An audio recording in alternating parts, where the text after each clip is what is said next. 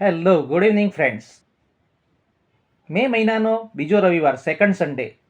એ વિશ્વભરમાં international mothers day તરીકે celebrate થાય છે, જે વિશ્વભરની માતાઓને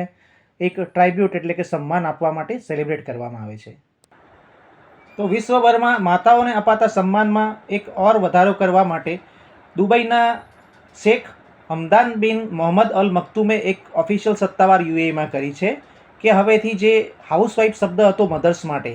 એને રિપ્લેસ કરવામાં આવશે ઓલ ઓવર દુબઈમાં અથવા યુએઈમાં, કે જે પહેલાં હાઉસવાઇફ તરીકે ઓળખાતો હતો એ શબ્દને હવે મધર્સ માટે જનરેશન શેપર શબ્દ યુઝ કરવામાં આવશે. જનરેશન શેપર આ શબ્દને ગંભીરતાથી સમજાવતા દુબઈના શેખ કહે છે કે હાઉસવાઇફ શબ્દ એ એક ફક્ત વુમન ઇન્ડિકેટ કરે છે, કે એક નોર્મલ સ્ત્રી તરીકે રજૂઆત કરે છે, જ્યારે જનરેશન શેપર શબ્દ એ બાળકોના ઉછેરમાં જે માતાની અહમ ભૂમિકા છે, બરાબર છે, બાળકોના ઉછેર અને તેમના ભવિષ્યના નિર્માણની આખી પ્રક્રિયામાં માતાનું જીવન એ સમર્પિત થાય છે અને માતા પોતાના જીવનનો અહમ હિસ્સો એ પોતાના